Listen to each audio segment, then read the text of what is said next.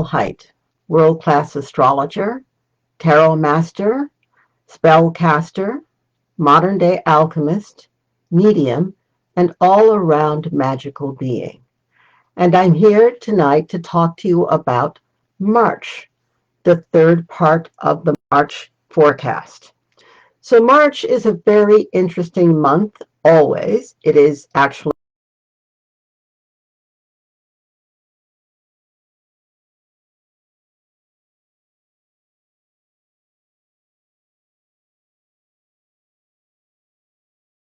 week we start with Mercury, the planet of communication, the planet of how we gather and process information going into the sign of Pisces.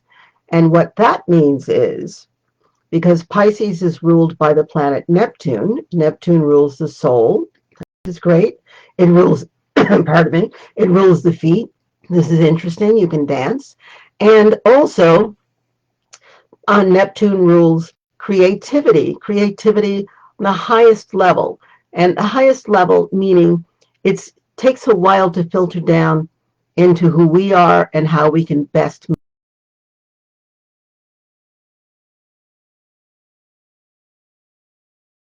Illusion isn't always a bad.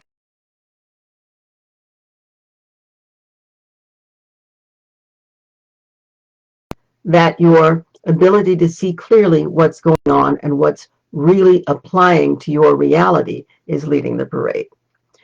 Because Neptune rules illusions, it also rules deception. And sometimes deception can be self-deception.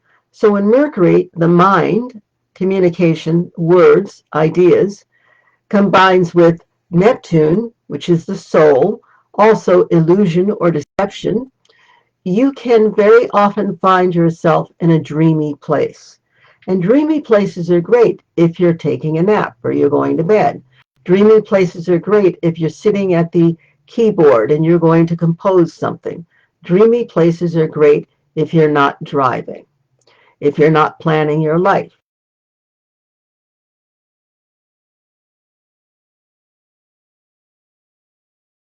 In Pisces,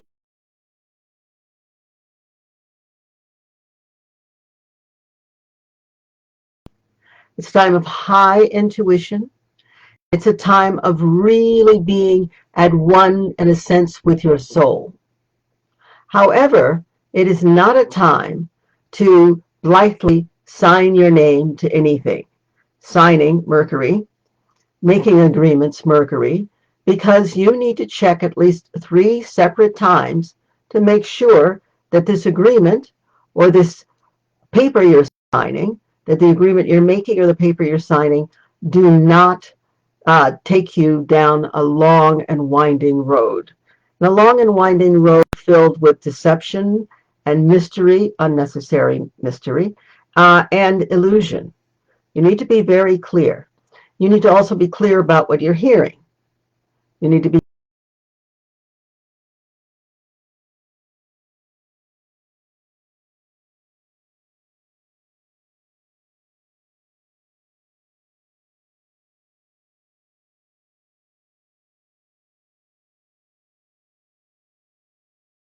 action or combat can get you into trouble. So think before you speak. And then take 3 deep, rhythmic, gentle breaths and think again before you speak. And then maybe you don't speak. Remember, there's a lot of illusion going on here. Mercury and in Pisces, ruled by Neptune, there's illusion. The next aspect is Mars, how we get things done, how we go about doing things, how we take action, is making a trine, a beneficial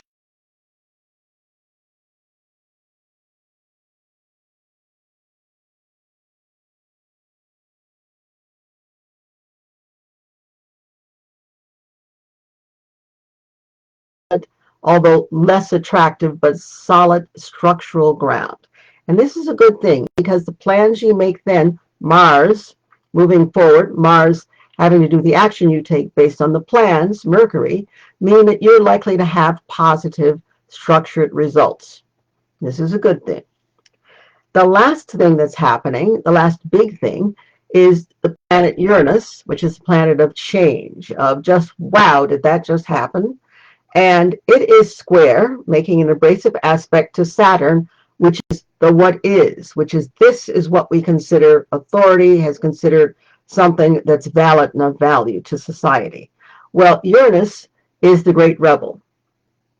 And so,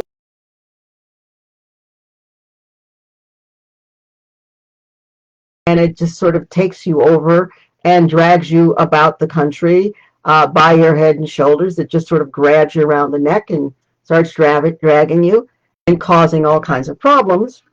Or you can use this phenomenal, creative Uranus square Saturn moment to make sure that whatever you come up with, whatever insight you get, this is Uranus, you apply basic methodical skills to whatever it is that you come up with so that you can create something profitable and long-lasting and beneficial.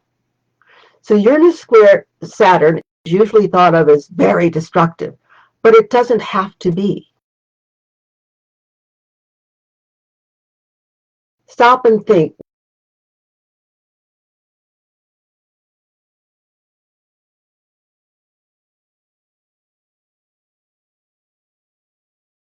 Partnership type of I'd say I'm losing the word for it, but more of a partnership manner of operating. So the Uranus square Saturn will be a strong, intense feeling on let's just make something new. But think about what you want to make. Think about why you're making it. Think about how you can do it so that everybody benefits and so that there's very little blowback. That's a big part of what's happening this week, how we think and how we move. The other thing that's happening this week is on the 20th, which I believe is Saturday, the 20th of March, it's spring. We find spring. This is a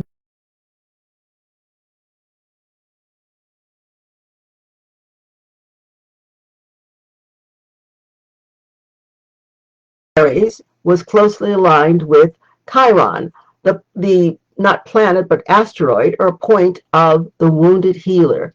That is to say, we had a lot of wounds and we had a lot of healing that needed to be done because of the wounds. Well, you know what 2020 was like. This year, the sun in Aries, spring, is going to be aligned with Venus.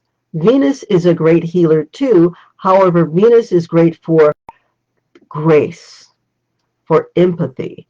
And Venus is a healer that produces results we can all be happy about. So this year, it feels